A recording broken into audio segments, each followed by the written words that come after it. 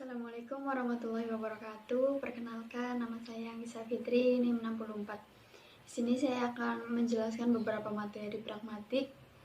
Yang pertama yaitu teori relevansi. Teori relevansi yaitu teori yang harus dipenuhi penutur dalam melakukan percakapan supaya maksud dari ujarannya itu dapat tersampaikan dengan jelas dan mudah tersampaikan kepada pendengar atau mitra tutur. Poin yang pertama yaitu hubungan teori relevansi dengan teori komunikasi. Kedua teori tersebut itu saling berkaitan. Teori relevansi merupakan dasar pemahaman seseorang terhadap suatu konteks komunikasi. Komunikasi yang baik akan tercipta apabila ada hubungan antara relevansi dan komunikasi, yaitu cara pembicara dan pendengar saling memberikan informasi yang relevan. Untuk memahami suatu makna dari komunikasi, dibutuhkan informasi yang relevan antara pembicara dan lawan bicara. Kemudian, poin yang kedua yaitu hubungan teori relevansi dengan kognisi. Relevansi merupakan bagian dari kognisi. Relevansi adalah proses kognitif yang sangat penting. Proses kognitif ini merupakan proses komunikan dan komunikator atau penutur dan mitra tutur saling menginformasikan hipotesis dari pesan yang disampaikan. Sperber dan Wilson menunjukkan sejumlah cara proses sentral yang diperlukan untuk pembuatan teori ilmiah yang meliputi yang pertama yaitu proses aktivitas yang beroperasi berdasar skala waktu yang berbeda. Yang kedua, dalam komunikasi dihasilkan ujaran-ujaran yang membantu pemahaman. Dan yang ketiga yaitu pemahaman inferensial. Pemahaman inferensial merupakan kemampuan yang lebih bersifat biasa. Dari penjelasan tadi dapat terlihat bahwa kognisi didapatkan dari proses komunikasi yang menginformasikan hipotesis atau pesan yang dapat dipahami dengan kalimat atau ujaran-ujaran yang relevan. Poin yang ketiga yaitu kritik filosofis terhadap teori relevansi. Kritik filosofis terhadap teori relevansi yaitu positivisme logika. Hal ini karena pada dasarnya teori relevansi tidak semata-mata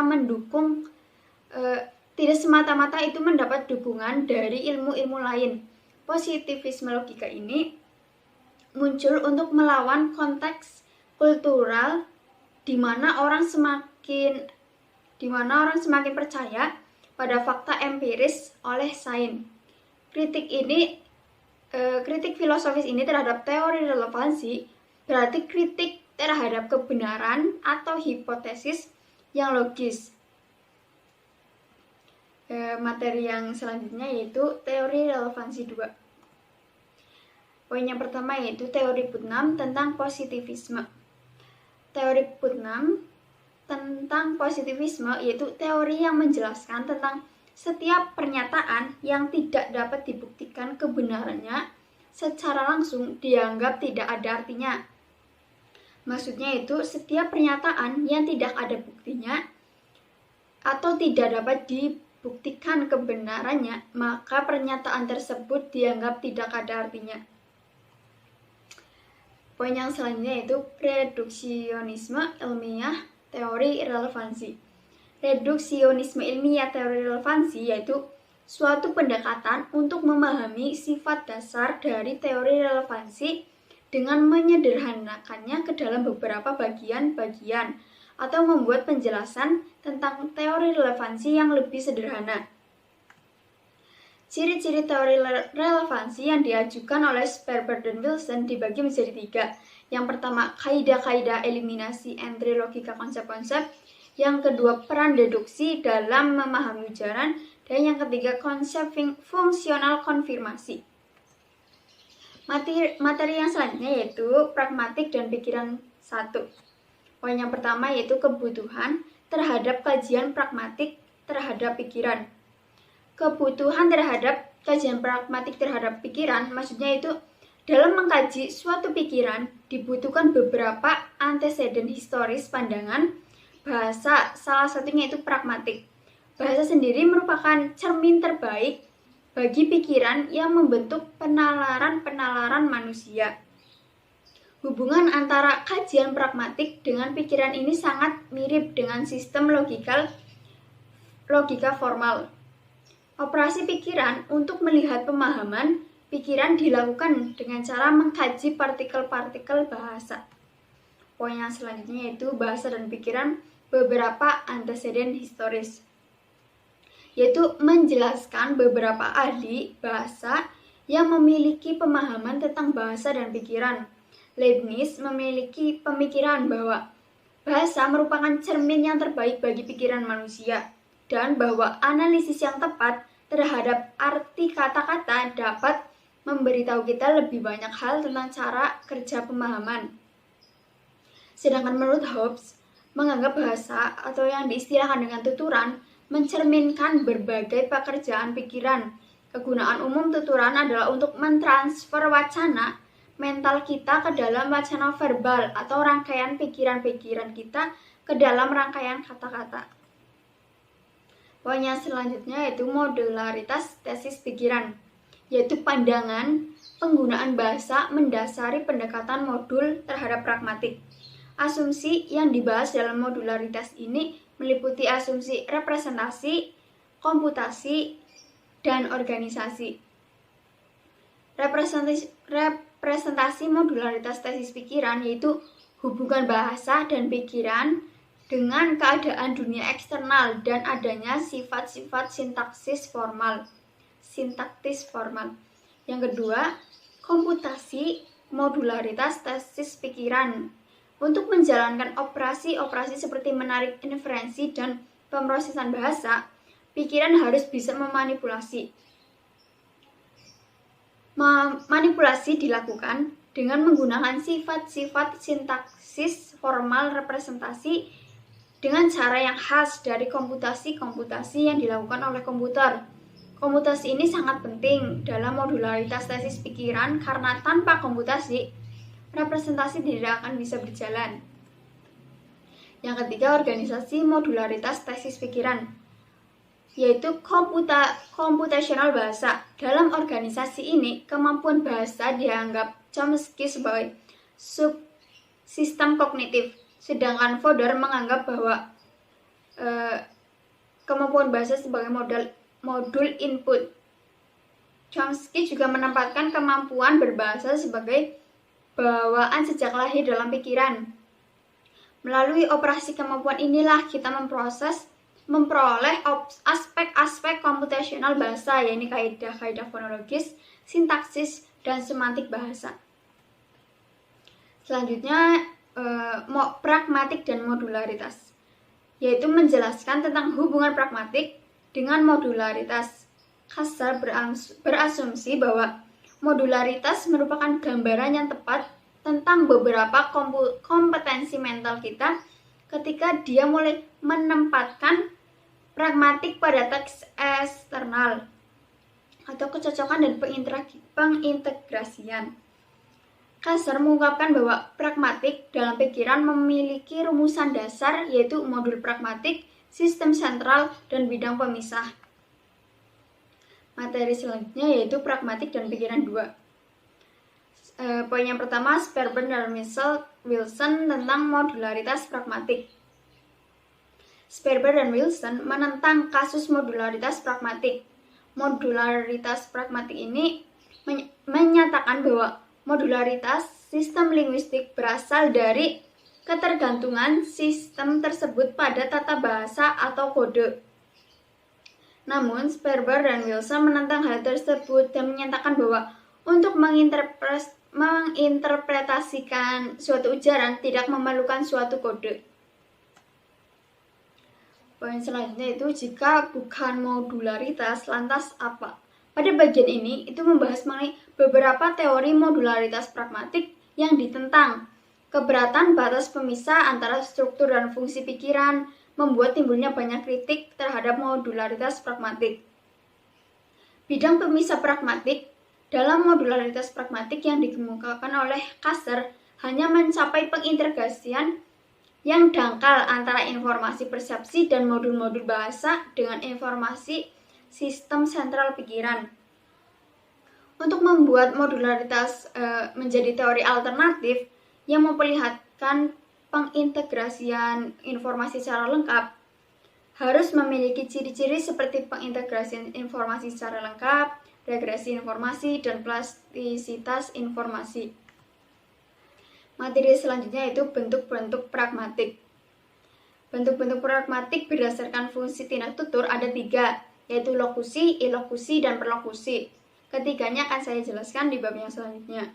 Kemudian, bentuk-bentuk pragmatik berdasarkan implikatur.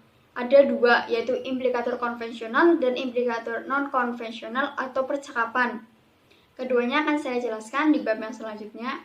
Kemudian, bentuk-bentuk pragmatik berdasarkan rujukan atau referensi. Ada 2, yang pertama anafora, yaitu kata atau frasa pengganti untuk merujuk kata yang telah disebutkan sebelumnya. Contoh, ibu pergi ke rumah tetangga untuk menghadiri tahlilan. Setiap pulang, ia biasanya membawa makanan yang diberikan oleh tuan rumah. Kata ia itu untuk menggantikan kata ibu yang telah disebutkan sebelumnya. Yang kedua itu kata fora, yaitu kata atau frasa pengganti untuk merujuk pada kata yang belum disebutkan dan akan disebutkan setelahnya atau setelah kata pengganti. Contoh, aku pergi melihat pemandangan matahari terbenam dari sana. Pantai Menghanti memang tempat yang tepat untuk melihat pemandangan matahari terbenam. Kata dari sana itu merujuk kata Pantai Menghanti yang disebutkan setelahnya. Selanjutnya, bentuk pragmatik berdasarkan prinsip kerjasama. Ada 4, maksim kualitas, maksim kuantitas, maksim hubungan, dan maksim cara. Keempatnya akan saya jelaskan di bab selanjutnya. Kemudian, bentuk-bentuk pragmatik berdasarkan prinsip kesopanan. Yang pertama, maksim kebijaksanaan, maksim penerimaan atau kedermawanan, maksim kemurahan atau pujian, maksim kerendahan hati, maksim kesepakatan atau kecocokan, dan maksim kesimpatian. Selanjutnya, bentuk pragmatik berdasarkan praanggapan. Ada 2, praanggapan semantik dan praanggapan pragmatik. Materi yang selanjutnya itu lokusi, ilokusi, dan perlokusi. Lokusi adalah sebuah tindakan mengatakan sesuatu. Contoh, Ana mengatakan, jalan di samping masjid sedang diperbaiki. Saat Ana mengatakan ujaran tadi, berarti Ana telah melakukan tindak tutur lokusi, atau dapat disimpulkan bahwa lokusi adalah saat seseorang melakukan tindak ujaran atau saat seseorang berujar. Selanjutnya itu ilokusi, adalah tindak tutur yang berfungsi menyampaikan sesuatu dengan maksud untuk melakukan tindakan yang ingin dicapai oleh penuturnya pada waktu menuturkan sesuatu kepada mitra tutur. Contoh, Ana mengatakan jalan di samping masjid sedang diperbaiki. Bentuk ilokusinya yaitu saat Ana mengatakan ujaran tersebut untuk memberitahu lawan bicara atau memperingati lawan bicara bahwa jalan di samping masjid itu sedang diperbaiki. Kemudian perlokusi, yaitu tindak tutur yang pengutaraannya itu dimaksudkan untuk mempengaruhi lawan tutur. Contoh, Anda mengatakan jalan di samping masjid sedang diperbaiki. Bentuk perlokusinya yaitu saat Anda mengatakan ujaran tersebut dengan maksud supaya lawan tutur atau lawan bicara tidak melewati jalan di samping masjid karena sedang dalam proses perbaikan. Apa yang dilakukan Anda itu mempengaruhi lawan bicara untuk tidak melewati jalan di samping masjid. Materi yang selanjutnya yaitu implikatur, yaitu maksud yang tersirat dari apa yang diujarkan. Yang pertama, implikatur konvensional, yaitu implikatur yang diperoleh langsung dari makna kata, bukan dari prinsip percakapan. Contoh, kalimat Indra adalah orang Medan sehingga wataknya keras. Maksudnya itu karena orang Medan, maka Indra memiliki watak yang keras. Jika Indra bukan orang Medan, maka tuturan tersebut tidak berimplikasi bahwa watak keras Indra itu berasal dari ia yang orang Medan. Kemudian implikatur percakapan, yaitu implikasi pragmatik yang tersirat di dalam suatu percakapan. Contoh, percakapan antara Ibu dan Dena. Ibu mengatakan, Dan air yang direbus di dapur sudah mendidih. Kemudian Dena menjawab, "Ya Bu, Bapak kopi atau susu?" Ibu itu bukan hanya memberitahu mengenai air yang sudah mendidih, namun secara tersirat meminta Dena untuk menyeduh minuman untuk ayahnya, dan Dena mengerti implikasi yang diberikan oleh ibunya tersebut. Materi yang selanjutnya itu peranggapan. Peranggapan yaitu suatu ujaran atau asumsi yang mengandung makna tersirat dalam tuturannya. Peranggapan yang pertama yaitu peranggapan semantik, yaitu peranggapan yang dapat ditarik maksudnya dari kata-katanya. Contoh, Mary tidak bisa melanjutkan kuliah lagi karena beasiswanya sudah dicabut. Peranggapan yang dapat ditarik dari pernyataan tadi itu, yang pertama, Mary sebelumnya itu berkuliah, dan yang kedua, Mary sebelumnya itu mendapatkan beasiswa.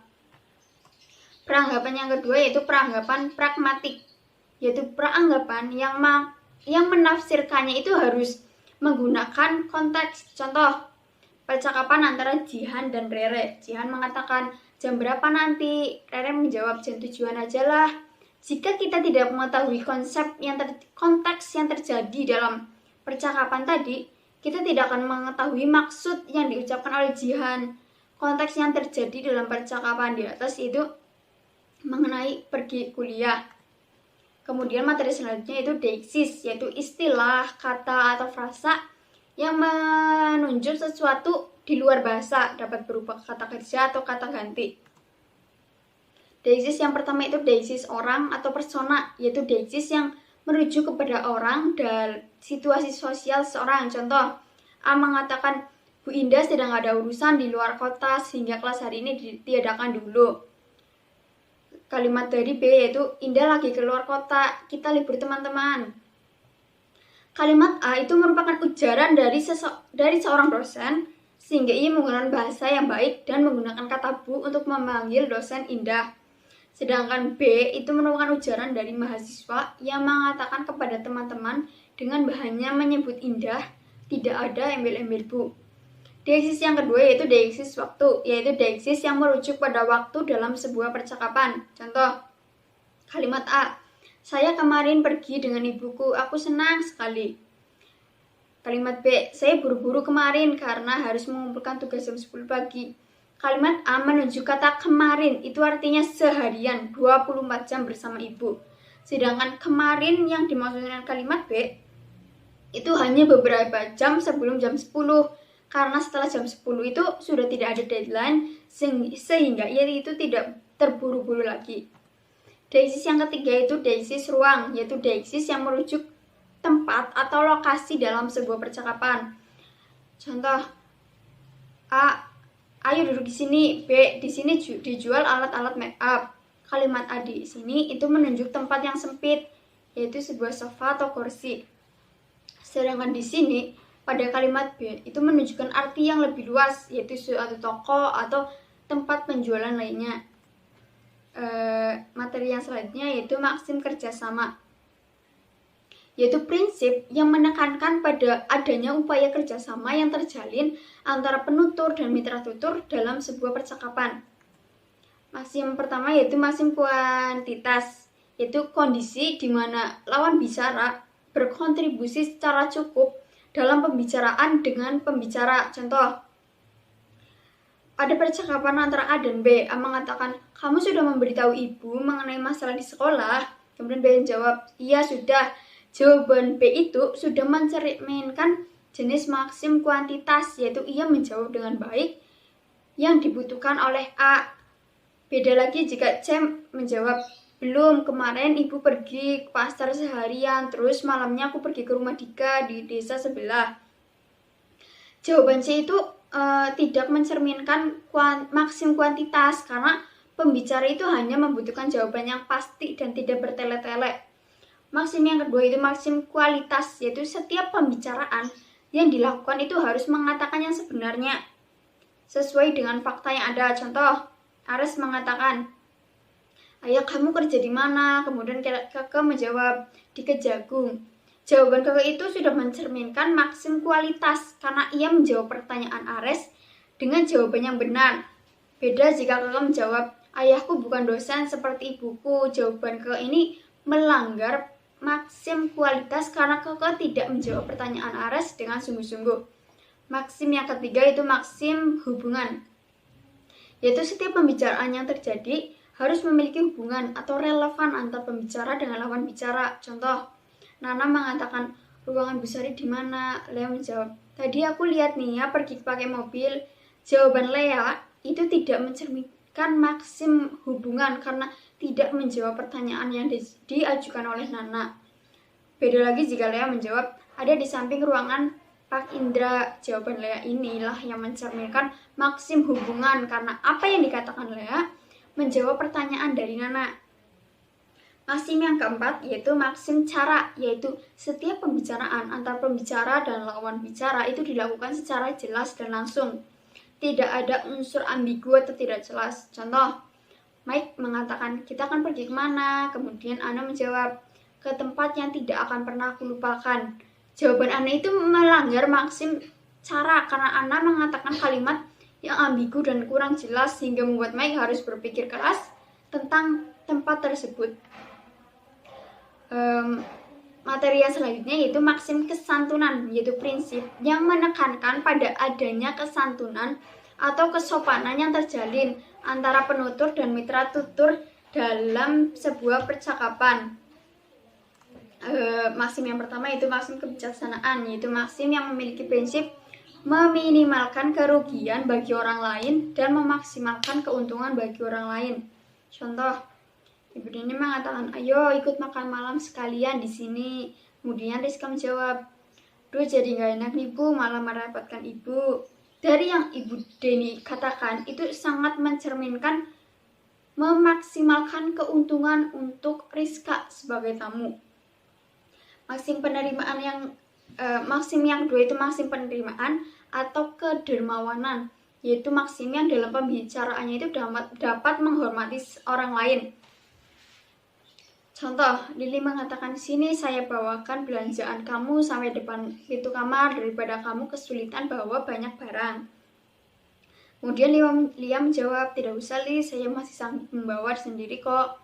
Apa yang dikatakan oleh Lili di atas itu mencerminkan Lilis yang menawari bantuan kepada Lia sebagai teman sekosnya. Maksim yang ketiga yaitu maksim kemurahan atau pujian, yaitu maksim yang dalam pembicaraannya itu lebih baik memuji lawan bicara dibanding mengejaknya. Contoh, Rian mengatakan, penampilan kamu tadi bagus sekali dalam bermain piano. Kemudian Sasi menjawab, terima kasih atas pujiannya. Apa yang dikatakan Rian di atas itu mencerminkan maksim pujian karena ia memberikan pujian kepada Sasi atas penampilan Sasi yang bermain piano. Maksim yang keempat yaitu maksim kerendahan hati, yaitu maksim yang dalam pembicaraannya itu seseorang mengurangi pujian terhadap diri sendiri. Contoh, percakapan antara Willy dan Vio. Willy mengatakan, selamat ya, berkat kamu akhirnya tim dari sekolah kita dapat kemenangan. Kemudian Vio menjawab, kamu berlebihan, kemenangan ini berkat kekompakan anggota tim dari sekolah kita. Dari perkataan Vio itu terlihat bahwa Vio tidak memuji dirinya sendiri dan menganggap keberhasilan tim itu berkat semua anggota.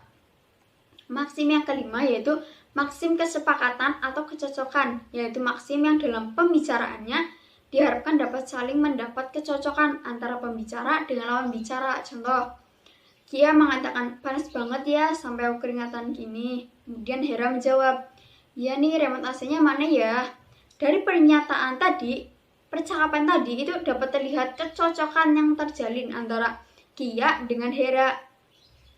Kemudian maksim yang keenam yaitu maksim kesimpatian atau maksim yang dalam pembicaraannya mengandung simpati baik dari pembicara maupun lawan bicara. Contoh, Dennis mengatakan, lamaranku diterima Bar. Bara mengatakan, wah selamat ya. Apa yang dikatakan Bara itu mencerminkan maksim kesimpatian. Demikian yang dapat saya sampaikan, kurang lebihnya mohon maaf. Wassalamualaikum warahmatullahi wabarakatuh.